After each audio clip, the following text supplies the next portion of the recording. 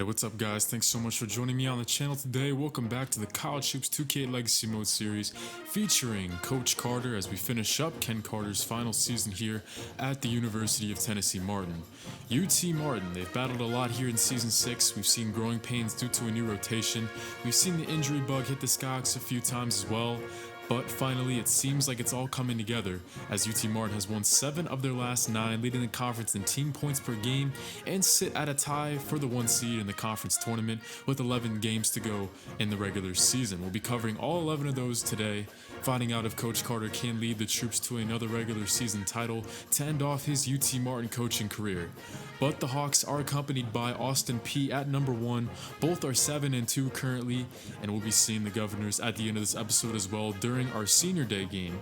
In other Skyhawk related news, former JUCO transfer Roshan Martin suffered a hip injury in practice before we started simulation, so the injuries keep coming this season. But the good news is we'll be able to see more of freshman guard Brian Gill, as Gill had a tough time getting up to speed at the college level at first. He only made 1 out of his first 16 shot attempts in his freshman campaign, but over the last few weeks he's turned it around, having his best outing last episode when he posted 8 points and 6 assists in that blowout win against Eastern Kentucky. So Gill will see his role increase with no Roshan in the lineup as we turn to simulation and secure another victory, this time against the lowly Tennessee Tech Golden Eagles at home 82-73, and Teron Gardner, who, keep in mind, his first season as a full-time starter this season. He's actually 3rd on the team in scoring, just a hair under 13 a night, and posted a new career-high 26 points to lead the Skyhawks to another conference win, now 8-2 on the season. And we look to Samford back on the road. Not as good of a Samford team as you'd normally see, but they are still a defensive juggernaut within the conference. This team is always receiving good coaching and is always a tough out no matter when you play them. So I know it's been a while since my last UT Martin video. I'm happy to come back and hop into more Skyhawk action with you guys. Let's get into it against Samford on the road, trying to improve to 9-2 on the conference slate, as Samford currently sits at 4-5 in Ohio Valley Conference play, as Blaine Fry actually steps out and hit a jump shot there to begin the game. As you see there, like I talked about, we're number 1 in points per game, but Samford, despite having a down year with a couple of key graduations, making their departure last offseason, they're still averaging 59 points allowed on the season, so always a tough defense to decipher. We see almost exclusively 2-3 zone from the Bulldogs, but there's Dusty Harrison, who earns the start tonight over Evan Schneiderman at the 3. Both Schneiderman and Harrison have seen spot starts this season, as then Jacques Diggs gets in on the fun. Nice pass there from Schneiderman, who eventually checks in. But perhaps facing a defense like this, maybe Coach Carter thinking he'll give the nod to Harrison because he needs a little bit of a boost on the offensive end, facing such a tough 2-3 zone like the Samford Bulldogs. But check out Jacques Diggs here. Nice handoff after the pump fake, freeing up so much space in the painted area for Dusty Harrison, his counterpartner. Look at that dish. Jacques Diggs averaging around 3.5 assists per game on this season, which is good for 10th in the conference. Diggs has been exceptional this year, with so much defensive attention drawing his way, averaging near 20 points a game. He knows when to dish it off to a teammate. Now here's Brian Gill off the step back jumper.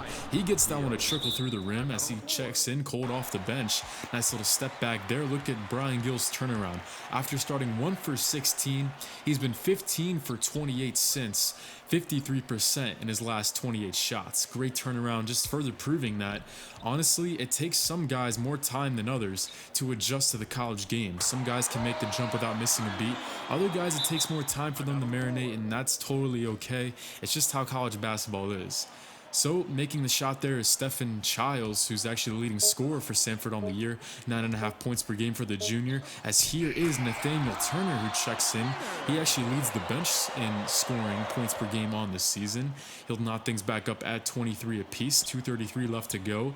Just like always, it's been a very slow, methodical game. Not many points scored for either team, as Betancourt, the team leader in steals, picks one up there and then assists to Evan Schneiderman for the 3-pointer. Increasing lead up to 5, and then Betancourt tips another pass, but then turns it right back over, and this would eventually lead to a foul for Nathaniel Turner, as both Blaine Fry and Teron Gardner have dealt with their fair share of foul trouble here tonight. Darnay Betancourt, that's probably the one downside of his game, as he actually steps up and knocks down a three-pointer there. But yeah, or so far this season, Darnay has just been a little bit of a liability when it comes to taking care of the basketball. But when you play wing for 2 years and then switch to a point guard role, that's bound to happen. So now 35-24 as UT Martin starts to get on a pretty big roll here, and beginning the second half of action, that one will actually roll in for Betancourt. Three-point play from the low block. Nice job by Diggs finding him for his third assist, and Betancourt up to double figures with that basket. He looks like he's in tune for a pretty solid night here. Betancourt is actually becoming a very serviceable point guard, and then some, as he starts to take over this game. Nice little pump fake, driving the lane. 13 points for number 13. As on the season, he's averaging 8 points. He also leads the team in steals and assists, and he's improved his three-point percentage to 41%. As this one swings back up to Darnay here at the top of the key, as he assists then to Dusty Harrison, who's finding himself open plenty here in this ball game. All of a sudden, it's 10 unanswered points for UT Martin in the first 4 minutes of the second half. All of a sudden, Samford nowhere to be found, as look at this. Carlos Ames, the starting power forward, goes for the steal and leaves Teron Gardner with all the daylight he needs to put in this basket. Diggs had a very good game passing the ball as well against this 2-3. 47-24. Man, now it's 12 unanswered for UT Martin. Inside, that one's rejected by Teron Gardner. Rebound by Fry as he clears it, gives it to Diggs for him to do some work. A dirty step back move, fadeaway over the taller defender Justin Strahan. Diggs shooting well again, as he's actually flirting with 20 points on the season. And finally, Samford goes to Stephon Childs as he gets up to 8 points. But with that huge spurt there, that's all UT Martin really needed to secure this one. 56-41, 15-point deficit for Samford, and they continue to fail to close out on shooters. It's all about what kind of game you have shooting the rock against Samford. If you're knocking down your shots and finding your stride early, you're going to have a pretty good day against them. But we've also seen it in the past the other way, where UT Martin struggles all game. We've seen some 40-point outings from UT Martin as a team against Samford in the past. But tonight, it was not that at all. We had a great offensive day. Jacques Diggs reaches 20 points again on the season to go along with his team-leading 5 assists. As Dusty Harrison and Evan Schneiderman continue to split time at the small forward position, they combined for 12 and 6, so that's 18 points between them. And Schneiderman had a very well-rounded day.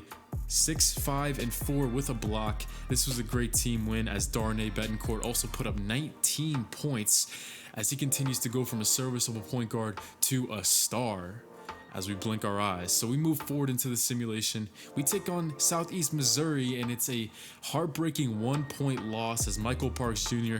and Lamont Bird combined for 42 out of Southeast Missouri State's 71 on the game. Jacques Diggs still had 23, but Blaine Fry once again was a little bit quiet.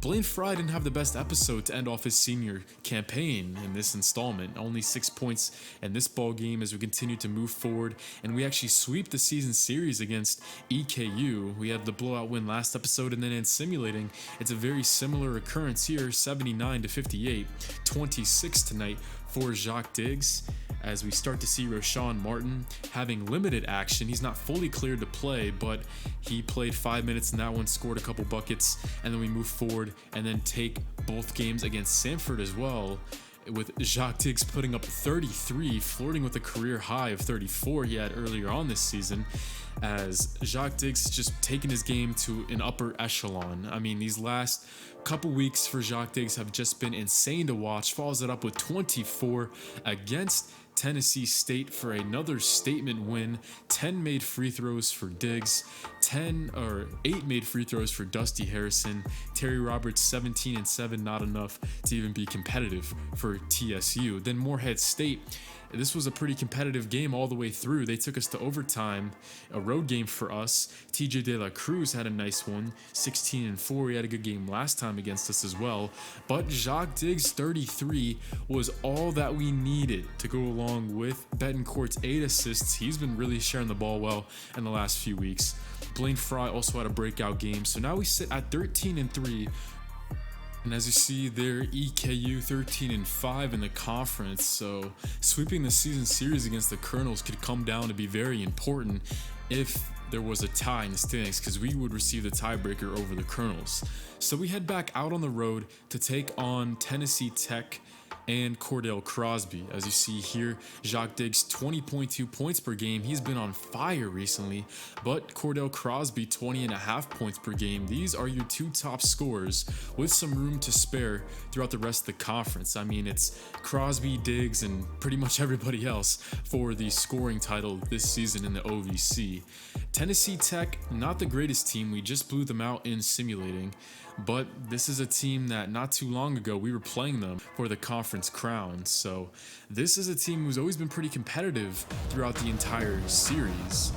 Another down year for them, just like Samford, but this is a scary team.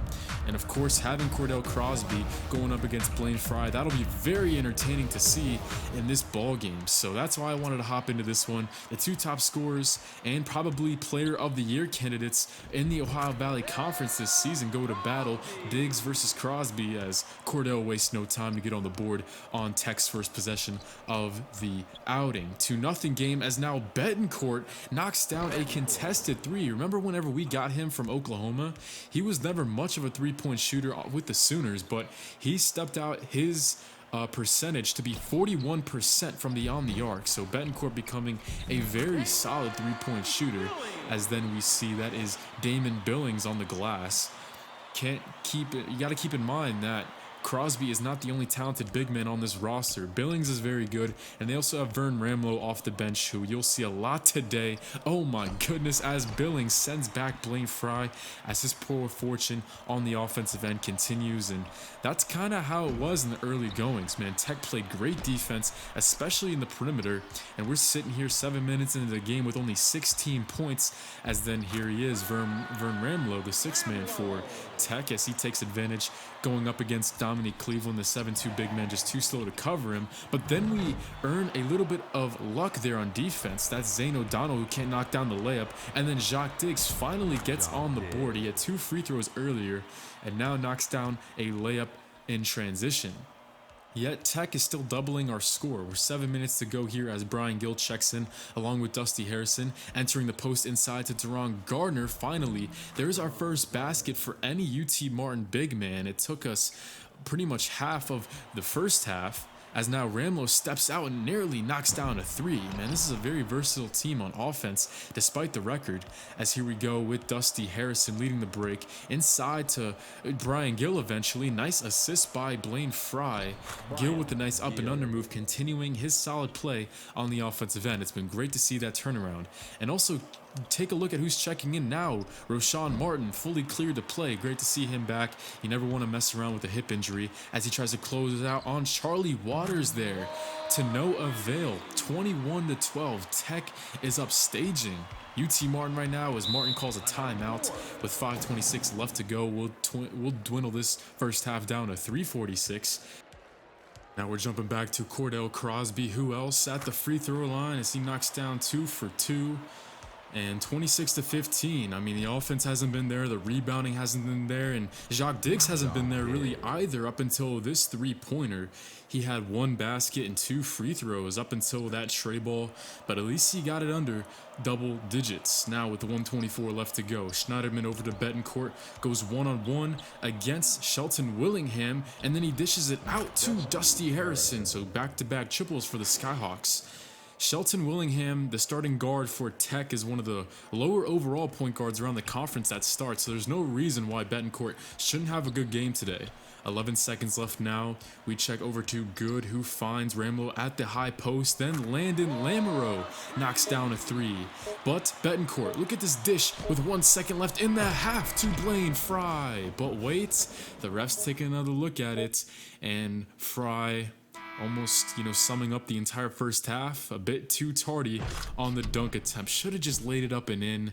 Nonetheless, it's still a 10-point lead for Tech moving forward after we got rebounded 17-9 in the first half, and Tech recorded 3 blocks. We only have 10 points in the paint thus far, but Betancourt, the team leader in steals, he nabs one right there and then finds some paint points over to Blaine Fry to cut this bad boy back down to under double figures. That is until Cordell Crosby, who continues to make trip after trip to the free throw line, gets now Blaine Fry in foul trouble. Teron Gardner already has 2 personals, and now Blaine has his 3rd, so he's checking out to bring Gardner back in, who already has 2. So, bit of a sticky situation inside as we're trying to cover one of the best players in the entire conference with no real strength down low, but there's a steal right there by Schneiderman. He's always playing defense off the bench. And then Diggs, even though he hasn't had his trademark Diggs type performance, the one thing we've seen time and time and again today is Tech having trouble covering him in the open court. He's got to continue to turn on the Jets and put pressure on the Tech defense and not let them set up. Here is Landon Lamoureux, the best defender for Tech. He misses a 3, and then speaking of defense, there's Schneiderman, who shuts the door on Cordell Crosby, leading to more fast break points for Jacques Diggs. He's up to a baker's dozen. Now back down to a 5-point game. I mean, UT Martin, they're starting to chip away a little bit. They've got talent, no doubt about that. But O'Donnell, that is Zane O'Donnell, who was held without a basket in the first half. He gets on the stat sheet now, 45-33, with 8:33 left to go as Rashawn Martin checks back in along with Brian Gill and Dominique Cleveland. As here is a little fade set up to Schneiderman, but that one is also blocked. Just block shot after block shot today for the Golden Eagles defense. Has been quite the performance, as here is Charlie Waters going down the lane. Foul tack to Brian Gill. Even the deeper bench guys for the Golden Eagles having some fun out there. Tech has also been to the line a lot more than we have. Not looking like a lot of contact there by Gill, but they still blew the whistle. This is the best offense in the conference by UT Martin, and they are getting silenced as now Gill misses a layup. Pretty good look there off the Schneiderman steal. But getting back is Dominique Cleveland, who's having to play a couple very important minutes. He draws the charge on Landon Lamoureux. And then on the offensive end, watch Cleveland here. Look at this. Betancourt will try to enter the post. It's kicked around to Diggs. This one's off the mark, and then Cleveland does it on both ends, draws the charge, and then records a huge basket to get it back under 10, and nearly another steal there. We're playing some defense now finally. Tech hasn't had as much offense going their way here in the second half, as now Harrison and the rest of the shooters start to find their traction. Dusty Harrison cuts it to a 6-point game, 42-48 with 3.5 left to go. Trying to keep pace in the conference for that #1 seed. No good, but yet another offensive rebound. This time it's Artie Dorsey. Another 3 is missed, but the follow. Again, it's Dorsey. O'Donnell tries it again. Here, baseline. Swings it around to Dorsey. He'll try for a 3rd time, and no avail there. Gardner toes in and stops the drive. And then who else but Jacques Diggs cleans up the break. We're back down by 4. It's not pretty, but finally some heart for UT Martin. One thing that is in favor of the Skyhawks is the turnover battle. A lot more turnovers forced than given away, but Darnay gives one away right there, as here is Lamoureux finishing off the break. The best defender on Tech, but he's up above double figure scoring. That's 13 for Landon Lamoureux, but not getting back is Tech once again. They continue to have troubles in their transition defense. Cordell Crosby is tacked for the foul as Teron Gardner checks back in, plays with 3 fouls, just like Fry, but it doesn't matter. He's still going to play hard. And with a 3-point play, cuts the lead in half from 6-3. Now it's back up by 5 after a Crosby basket with 2 minutes to go. Diggs inside, good look, and then making the extra pass is Blaine Fry. finding Harrison up to 11 is the sophomore. Man, he has been so good here in the second half. He's been one of the X factors for sure. And then look at the defense, the tag team inside, the deflection by Gardner, and then the block shot by Fry. As we dwindle this possession down to 10, looking for a tie with 1:26 left to go. Gardner back out to Darnay, and he says, screw the tie, I want the lead.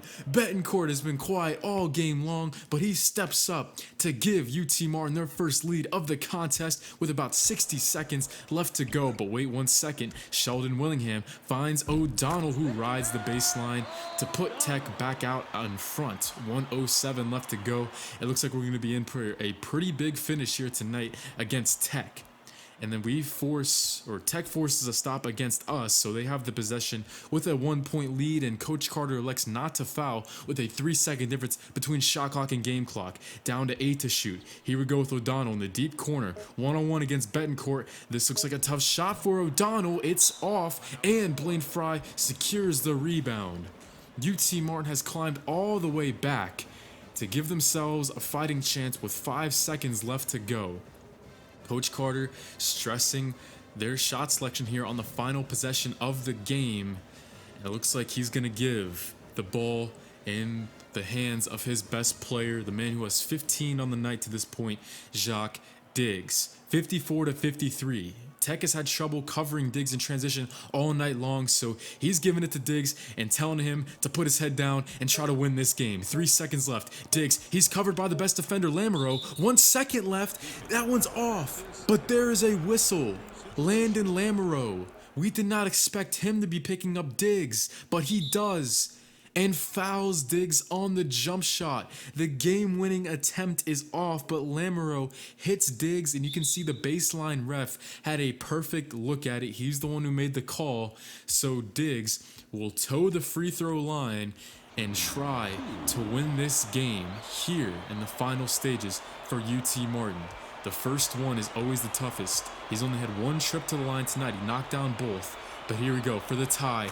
Diggs. No problems on the first one. The senior from San Antonio, Texas, shoots 74% on the season. He's taken 124 free throws, made 92 of them, and he's looking for number 93 here to win the game. Diggs.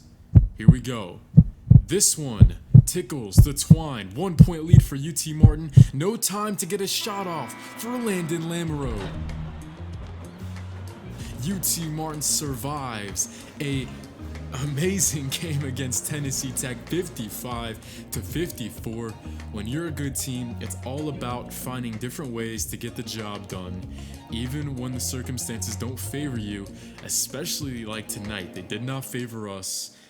I mean, that first half was a horrid offensive performance. We got destroyed on the glass for most of the game, but Dusty Harrison, Jacques Diggs there at the end of the game, Blaine Fry and Teron Gardner fighting through their foul trouble, and even Dominique Cleveland, who played some huge minutes with both Fry and Gardner dealing with those personal fouls. And we only held Cordell Crosby to 10 points.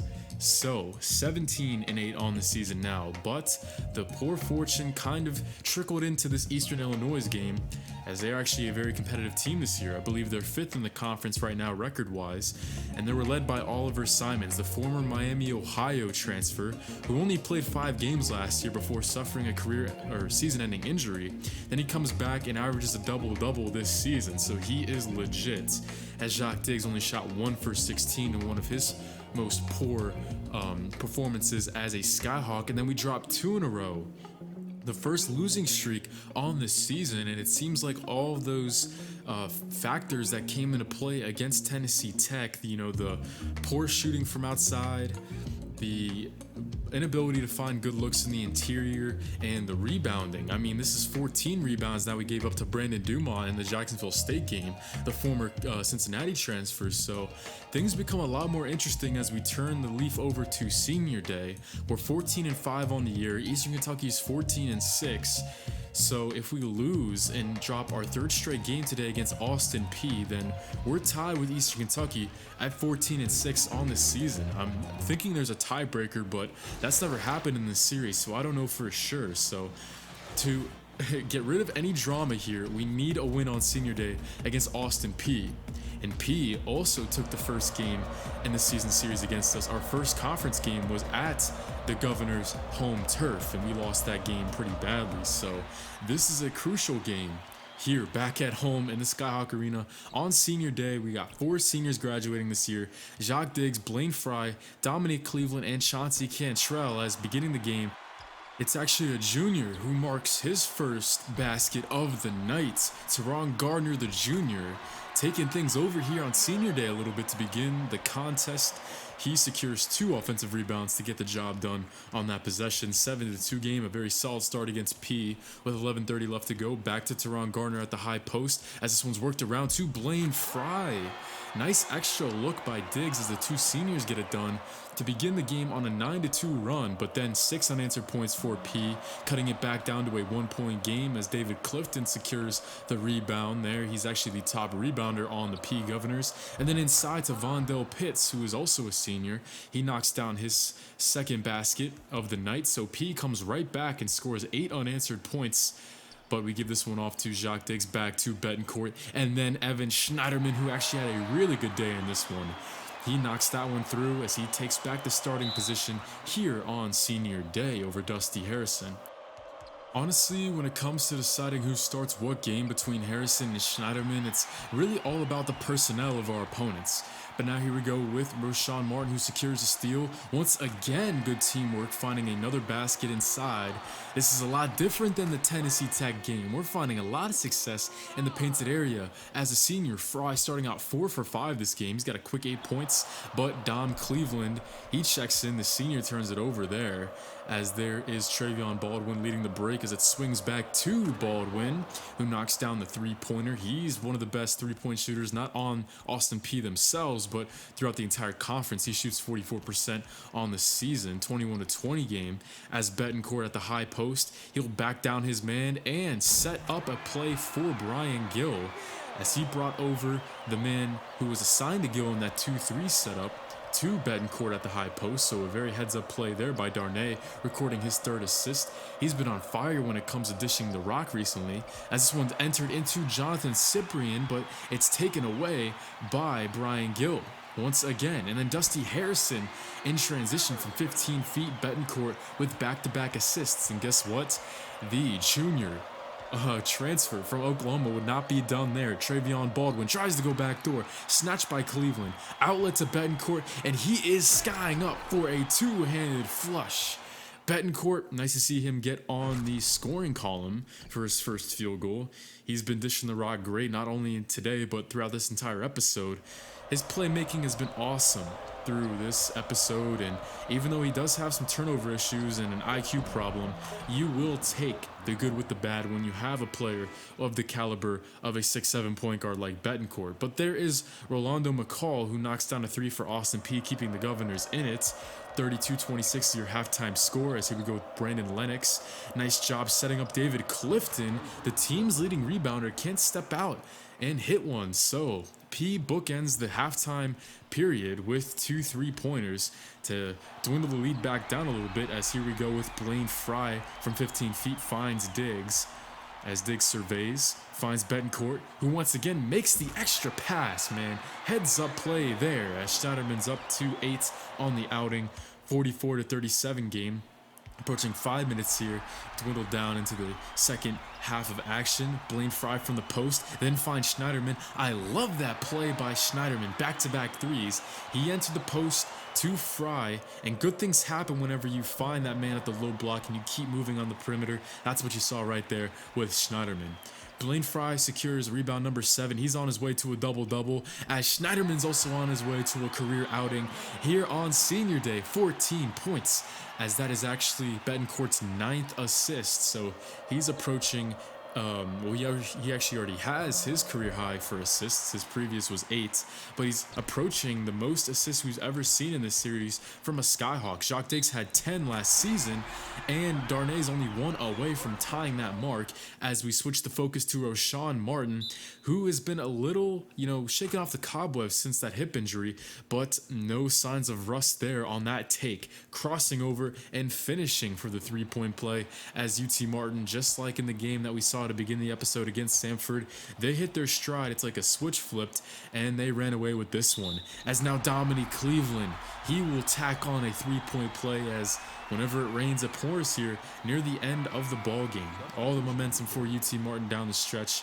Dominique Cleveland finishes his senior day outing with 5 points.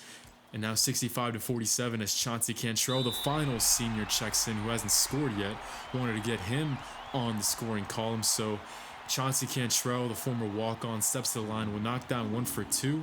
Cantrell didn't play as much as I thought he originally would this season. He played really well in the preseason scrimmage, so I thought, hey, he might have a bigger role on the team. Didn't come out to be like that, but still nice to see him finishing off his senior year, getting on the stat sheet. So then we're going to find Jacques Diggs. Why not continue to keep pouring it on with Betancourt matching Diggs' assist record under Coach Carter? That's 10 for Betancourt, 12 for Diggs. Everybody having a good time in this one. We got a couple more highlights to show you here in senior day as UT Martin continues to pour it on. Blaine Fry, three-point play. Look at the muscle there by the senior from Milwaukee, Wisconsin. That's Vondo Pitt's 5th foul. Na, hey, goodbye, as the fans would say, welcoming Blaine Fry to the free throw line. Here's his last points ever as a UT Martin Skyhawk here in the Skyhawk Arena, as dribbling out the clock would be Jacques Diggs, as that three-pointer earlier would finish the game with 12. That was his last basket as a UT Martin Skyhawk in front of these adoring fans. 76-61 is your final for UT Martin Skyhawks in double figures, and we got every senior on the stat sheet, period, as Brian Gill also put together another solid performance. So UT Martin, no drama as we head into playoff basketball. They finish 15-5 in the conference as Coach Carter can once again hoist another regular season Ohio Valley Conference banner in the Skyhawk Arena under his name. But as we all know, the job is not even close to finished. Next episode, we're going to be hopping into the Ohio Valley Conference Tournament. I'm not sure if I'm going to have all 3 games in that yet, or what I want to do. As we all know, I want to speed up this series a little bit this last season of UT Martin basketball, so I'll see how the games are. If the first 2 games are blowouts and the last one's a good one, I'll probably just recap the first 2 games. The first one's against Tennessee Tech, by the way. They just almost took us to overtime this episode, so no walk in the park in the first round game, but we'll see how it plays out. If the first 2 rounds are not all that competitive, I'll probably just skim through those and make the championship game the focal point. But if the first 2 rounds are competitive, then I'll make those 2 games their own video and then make the championship its own video. So that's coming for you soon.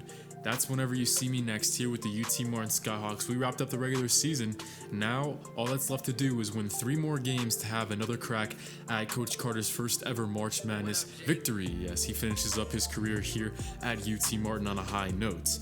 So that's coming to you next time you see me with the Skyhawks. Regular uploads coming again soon, guys. This is College Sports Survived, signing out. Good to see you guys coming by today.